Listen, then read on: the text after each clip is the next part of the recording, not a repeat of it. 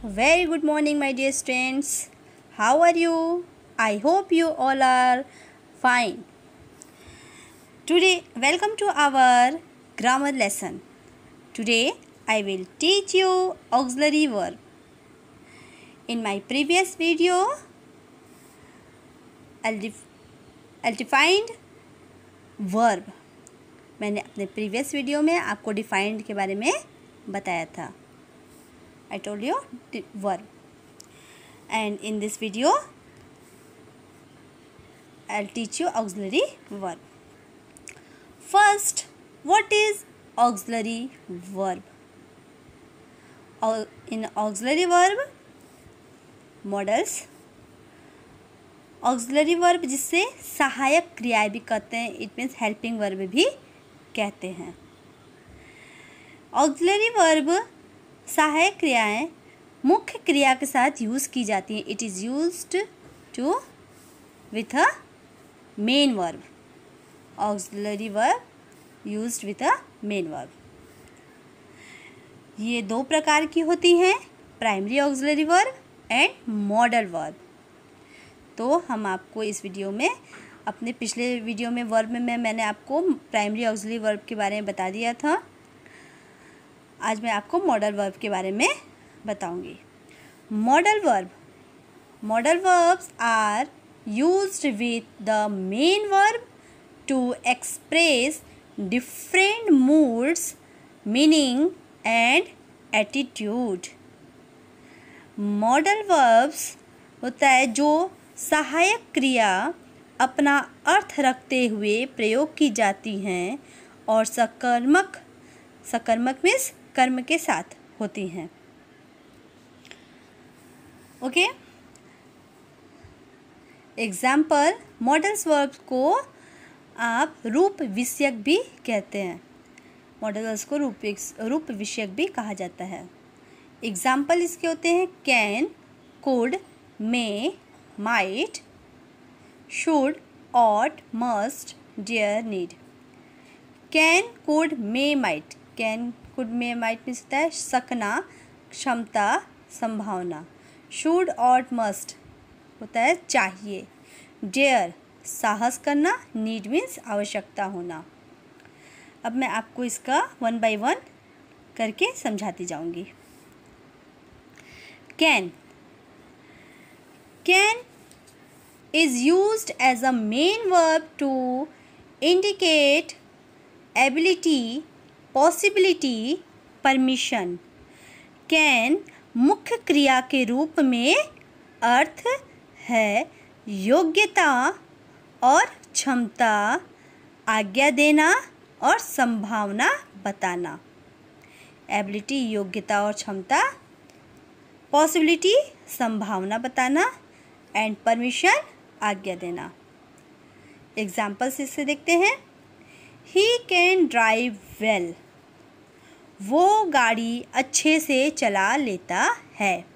इसमें उसकी एबिलिटी बताई गई है कि वो गाड़ी अच्छे से चला लेता है. तो कैन का इसमें आपका यूज़ हुआ कि उसकी एबिलिटी बताई गई है, उसकी योग्यता को, उसकी क्षमता को बताया गया है. You can go home. तुम घर जा सकते हो. इसमें आपको क्या है, परमिशन, उसको आज्ञा दिया गया है, परमिशन दिया गया है कि आप घर जा सकते हो. कैन का यूज़ इसमें परमिशन के लिए किया गया है. Anything can happen. कुछ भी हो सकता है. अब इसमें संभावना हो रही है, पॉसिबिलिटी हो रही है कि कुछ भी हो सकता है. एनीथिंग कैन हैपन, कुछ भी हो सकता है. तो इन दिस सेंटेंस कैन का यूज़ आपका पॉसिबिलिटी के लिए हुआ है. तीनों सेंटेंस में कैन का अलग अलग यूज़ हुआ है. फर्स्ट एग्जाम्पल में कैन का यूज़ एबिलिटी बताने के लिए हुआ है. सेकेंड एग्जाम्पल में कैन का यूज़ परमिशन के लिए हुआ है. एंड थर्ड एग्जाम्पल में कैन का यूज़ पॉसिबिलिटी के लिए हुआ है.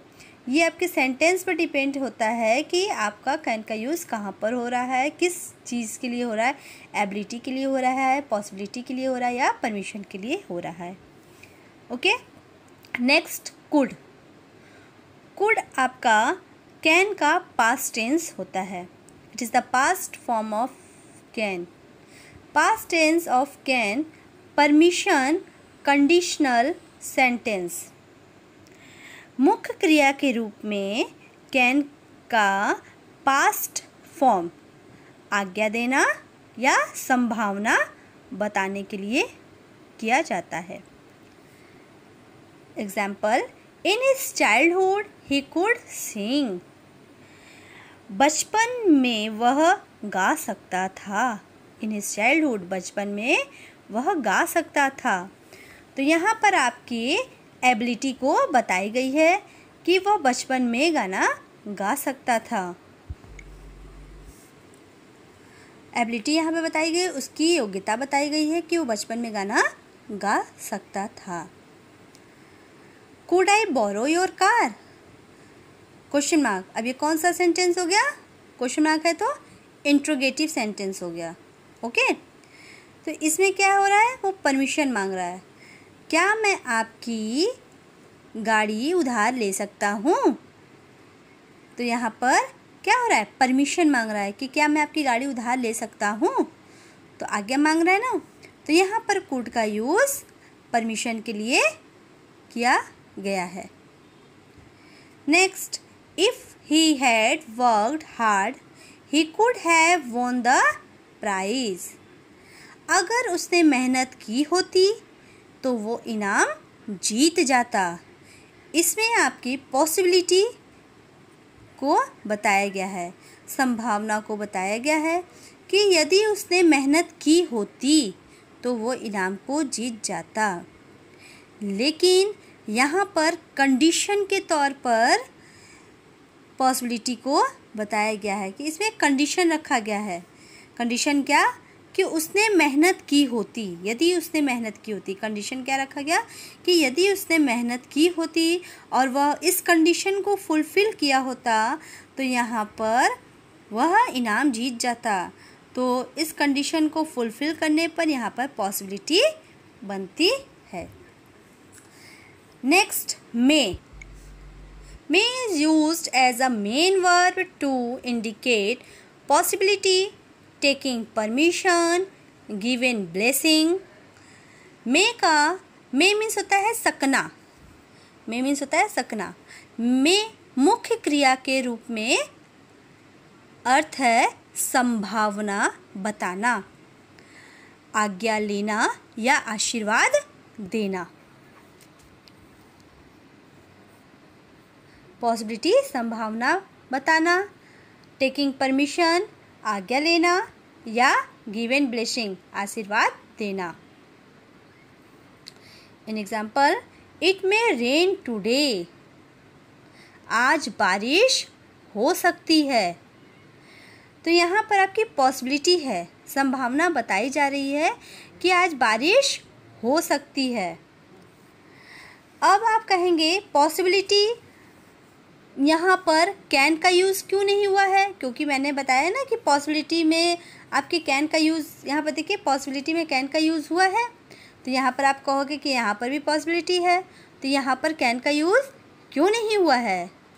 लेकिन मैं आपको बता दूँ कि कैन का यूज़ उस पॉसिबिलिटी के लिए होता है जो हमारे कंट्रोल में होता है. एनीथिंग कैन हैपन, कुछ भी हो सकता है, तो ये हमारे कंट्रोल में है. तो पॉसिबिलिटी में आपका कैन तब यूज़ होता है जो भी हमारे कार्य कंट्रोल में होता है उसमें आपका कैन का यूज़ होता है. और जो हमारे कंट्रोल में नहीं होता है वहाँ पर मे का यूज़ होता है. इसलिए बारिश होगी कि नहीं होगी ये तो हमें नहीं मालूम और ना ही हमारे कंट्रोल में है. जब भगवान चाहेंगे तो बारिश होगी, मौसम बनेगा तो बारिश होगी, नहीं तो नहीं होगा. ये हमारे कंट्रोल में नहीं है, ये तो गॉड के कंट्रोल में है. तो यहाँ पर इसीलिए मे का यूज़ हुआ है. क्लियर है? नेक्स्ट, मे आई कम इन. क्या मैं अंदर आ सकता हूँ? आप लोग पूछते हो ना, बाहर जाते हो और अंदर आते हो तो क्या पूछते हो? मे आई कम इन मैम. तो यहाँ पर भी मे आई कम इन. तो यहाँ पर भी परमिशन लिया जा रहा है और परमिशन लेने पर ही यहाँ पर आपका मे का यूज़ हो रहा है और ये एक पोलाइट रिक्वेस्ट है। आप जब अंदर आते हो क्लास में तो आप पूछते हैं ना मैं कम इन मैम, तो क्या आप पोलाइटली तरीके से पूछते हो कि गुस्से से पूछते हो? तो पोलाइटली तरीके से ही पूछते हो ना, तो यहाँ पर पोलाइट रिक्वेस्ट हो रहा है, इसलिए यहाँ पर मे का यूज़ हुआ है परमिशन के यूज़ में। Third, may God fulfil all your wishes. मैंने बताया ना, गिवन ब्लेसिंग, आशीर्वाद देने के लिए भी मे का यूज़ होता है। भगवान तुम्हारी मनोकामना पूरी करे, तो यहाँ पर मे का यूज़ आपका हुआ है ब्लेसिंग देने के लिए। Clear? Next, might. Might means होता है, माइट मीन्स भी होता है सकना, और ये माइट आपका मे का पास्ट फॉर्म होता है। मुख्य क्रिया के रूप में मे का पास्ट फॉर्म माइट होता है और इसकी ऐसी संभावना बताने के लिए जो स्वयं कम संभव हो। It means past tense of may possibility which is least possible to happen, जो कम संभव हो। Example, the teacher said you may go. Teacher ने कहा, अध्यापिका ने कहा यू मे गो, तुम जा सकती हो। अब देखिए यहाँ पर ये डायरेक्ट स्पीच है, डायरेक्ट और इनडायरेक्ट स्पीच तो मैंने पढ़ा है, तो यहाँ पर ये आपका डायरेक्ट स्पीच है। टीचर ने कहा कि तुम जा सकती हो, यहाँ पर डायरेक्ट स्पीच में जब यूज़ होगा तो ये मे होगा। लेकिन जब इसको हम इनडायरेक्ट स्पीच में करेंगे, the teacher said, indirect speech मतलब कि किसी की बात को अपने शब्दों में कहना। The teacher said that I might go, teacher ने कहा कि मैं जा सकती हूँ। तो यहाँ पर इनडायरेक्ट स्पीच में जब ये चेंज हुआ तो मे का आपका माइट हो गया। ओके, एक और एग्जाम्पल देखते हैं। इट माइट रेन टुडे, आज वर्षा, शायद आज बारिश हो, शायद आज बारिश हो। तो यहाँ पर चांसेस हैं कि बारिश हो भी सकती है, नहीं भी हो सकती है, संभावना ऐसी बन रही है कि हो भी सकता है और नहीं भी हो सकता है। मौसम होता है ना, बारिश का मौसम चल ही रहा है, आपको ऐसा देख करके लगता है कि अरे बारिश का मौसम हो गया, बारिश होगा, हाँ, लेकिन फिर जब हवा चलने लगता था कि हाँ बारिश हो भी सकती है, नहीं भी हो सकती है, पूरी तरह से श्योर नहीं होता है कि हाँ होगी ही होगी। तो यहाँ पर आपका माइट का use, it might rain today, आज बारिश हो भी सकती है और नहीं भी हो सकती है। Next, must. मस्ट मीन्स होता है चाहिए। Must is used with infinitive to indicate possibility and rules। must के साथ infinitive लगता है और infinitive आता है without to, infinitive आता है without to। infinitive is the base form of the verb। क्रिया का मूल रूप, जो वर्ब का आपका मूल रूप होता है, इन्फिनिटिव उसे कहते हैं। लेकिन इन्फिनिटिव में टू भी आता है। मैंने वर्ब में जब पढ़ाया था अपने लास्ट वीडियो में, उसमें इन्फिनिटिव के बारे में भी आपको बताया था, तो उस वीडियो को आप लोग एक बार देख लीजिएगा ज़रूर से, आपको क्लियर हो जाएगा। इन्फिनिटिव में टू भी आता है, इसलिए यहाँ पर मैंने बताया है without to, infinitive without to.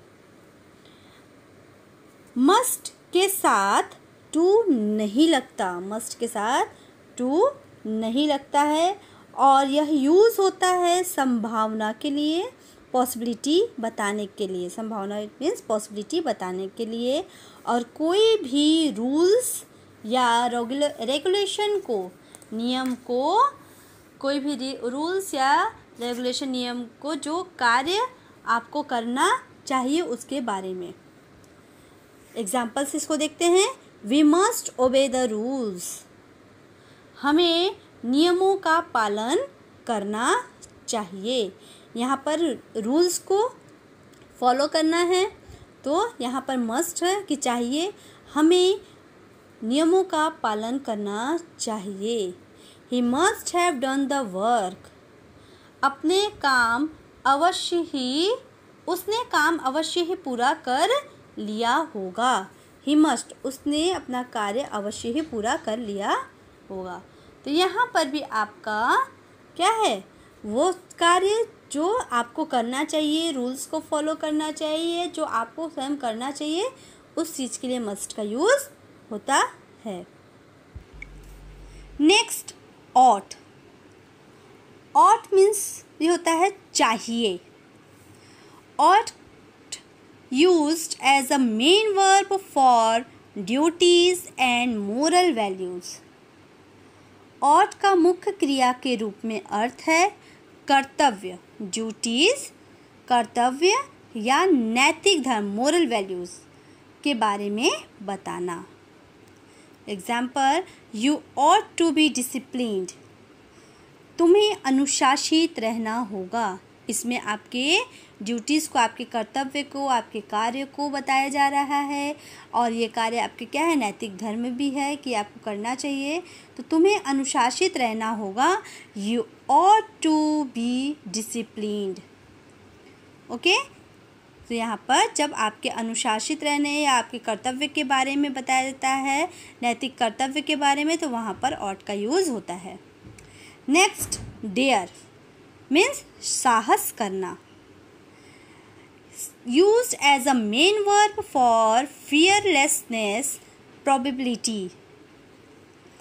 Dare का अर्थ है साहस करना। साहस अब किससे आती है, निर्भयता, साहस करना। प्रोबेबिलिटी, शायद किसी भी चीज़ के होने की प्रोबेबिलिटी की बात करना। एग्जाम्पल से देखते हैं, you are dare not fight with मी।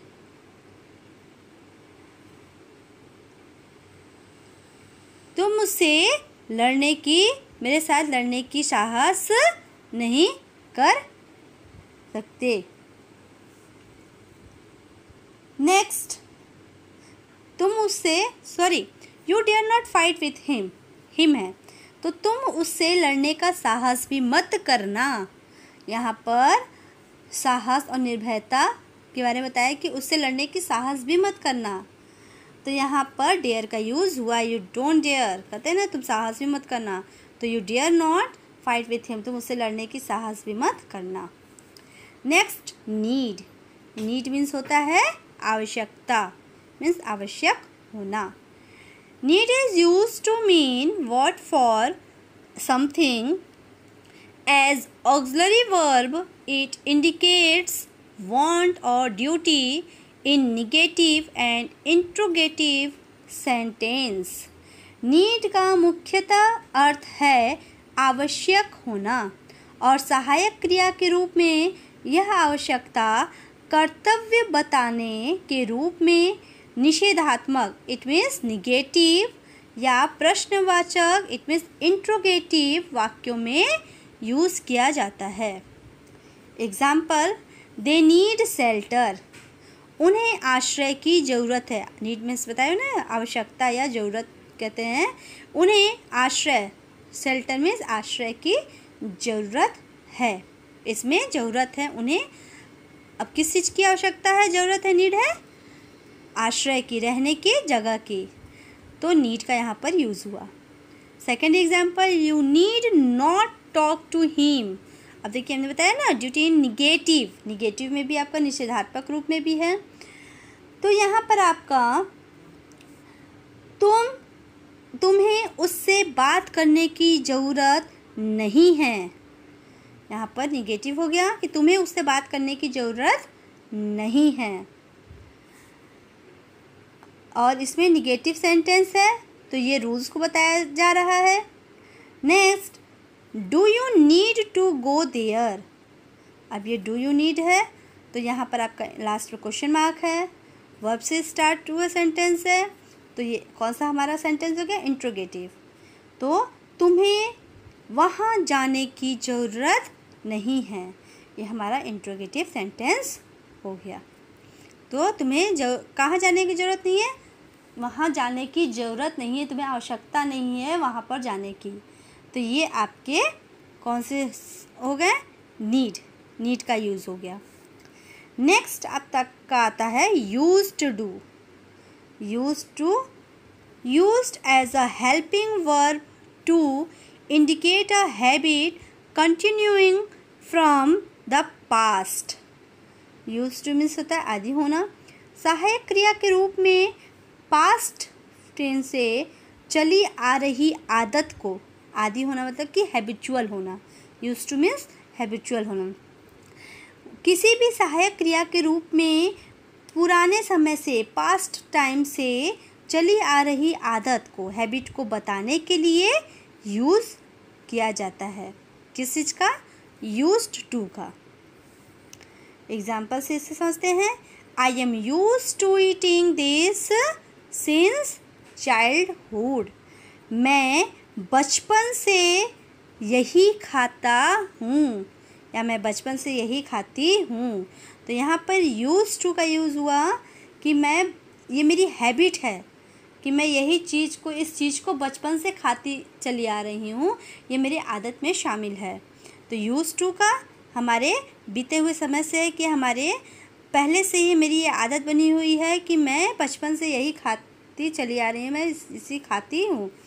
तो यहाँ पर आपका सिंस चाइल्डहुड, बचपन से, तो यूज टू का यूज़ इसलिए हुआ कि हमारे भूतकालिक, इट मीन्स पास्ट से चली आ रही हैबिट के बारे में बताता है। Next should. शुड आपका पास्ट फॉर्म होता है शैल का। It is use to indicate duty और गिवन एडवाइस। शुड शैल का पास्ट फॉर्म होता है, पास्ट रूप होता है, और इसका प्रयोग किसी के कर्तव्य को बताने के लिए या सलाह देने के लिए किया जाता है। ड्यूटी कर्तव्य को बताने के लिए या एडवाइस सलाह देने के लिए किया जाता है। Example,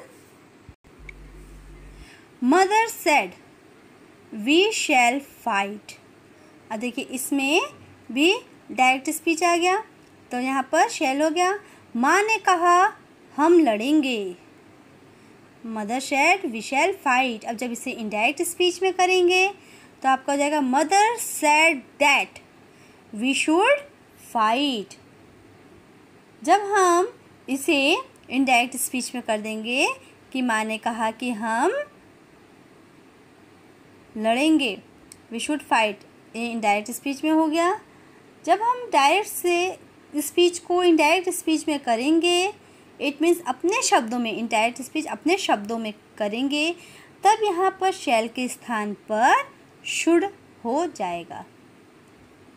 okay. Next, you should respect Elder. तुम्हें बड़ों की इज्जत करनी चाहिए, उनका आदर करना चाहिए। यहाँ पर ड्यूटी एंड एडवाइस दोनों ही हो रहा है। हमें इज्जत देनी चाहिए, उनका आदर सम्मान करना चाहिए, हमारा कर्तव्य भी है। और जब हम किसी को कह रहे हैं कि तुम्हें बड़ों का आदर करना चाहिए, तो ये हम एडवाइस भी दे रहे हैं। तो यहाँ पर ड्यूटी और एडवाइस दोनों ही हो रहा है। तो ऐसे कंडीशन में शुड का यूज़ होता है। Next, would. Would as a past form of will, it is use to request and repeated. Would जब वाक्य के अंत में गा, गे, गी से होता है, वाक्य का अंत गा, गे, गी से होता है, तब सेंटेंस में वुड का प्रयोग किया जाता है और यह विल का पास्ट फॉर्म होता है। और इसका यूज़ निवेदन, इट मीन्स रिक्वेस्ट के लिए भी, और कोई भी स्वाभाविक कार्य, इट मीन्स रिपीटेड एक्शन, जो कार्य को बार बार रिपीट किया जाता है, रिपीटेड एक्शन के लिए इसका यूज़ किया जाता है। किसका यूज़? वुड का यूज़ किया जाता है।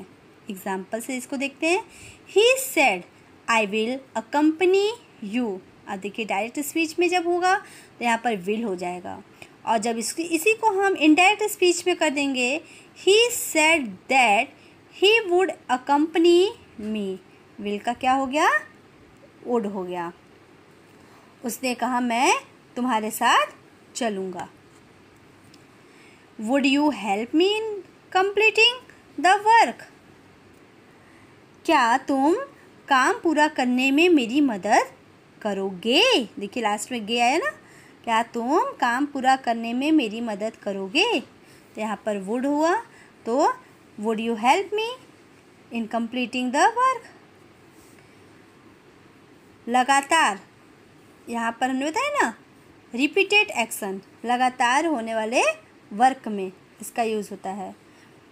हम उससे, we would go to meet him every day. हम उससे मिलने हर रोज़ जाते हैं। तो ये हमारा क्या है, हमारी स्वाभाविक क्रिया है कि हम लगातार ये कार्य करते हैं कि उससे मिलने हम एवरी डे, हर रोज़ जाते हैं। ये हमारा दैनिक क्रिया हो गया। तो ये हमारा रिपीटेड वर्ड हो गया, रिपीटेड वर्क हो गया, रिपीटेड एक्शन हो गया। तो यहाँ पर वुड का प्रयोग हो गया या वुड का यूज़ किया जाता है। ये आपके मॉडल्स हो गए। अब हमें एक चीज़ का और बहुत ध्यान रखना चाहिए जब हम ट्रांसलेटिंग करते हैं। Things to keep in mind while translating. अनुवाद करते समय ध्यान रखने वाली बातें कौन कौन सी होती हैं? Modal phrase. In modal phrase use to with the modal. Modal phrase में मॉडल के साथ टू का प्रयोग होता है। Example, used to, have, need to, have to, able to. Modal plus to, can, could, may, might, must to, ये होता है ना। तो need to, have to, use to, able to, ये आपके मॉडल्स हैं। तो मॉडल के साथ जब टू आपका ऐड कर दिया जाता है तो ये मॉडल फ्रेज बन जाता है। Example, I use to go to the church every day. Used to, देखिए यहाँ पर है ना, used to. I use to go to the church every day. मैं हर रोज, मीन्स एवरी डे, प्रतिदिन, चर्च जाती थी। मैं प्रतिदिन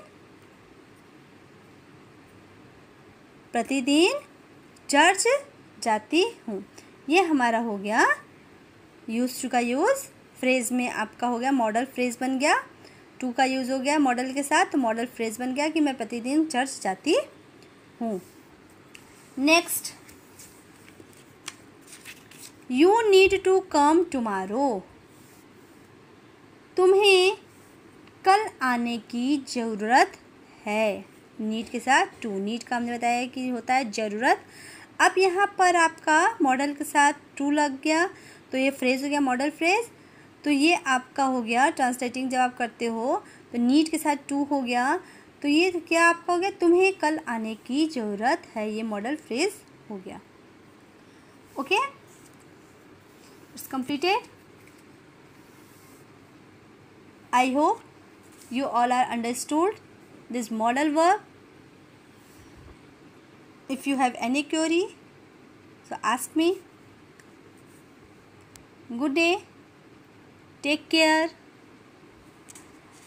And watching this video very carefully. Thank you. Bye bye. Stay home, stay blessed and stay safe.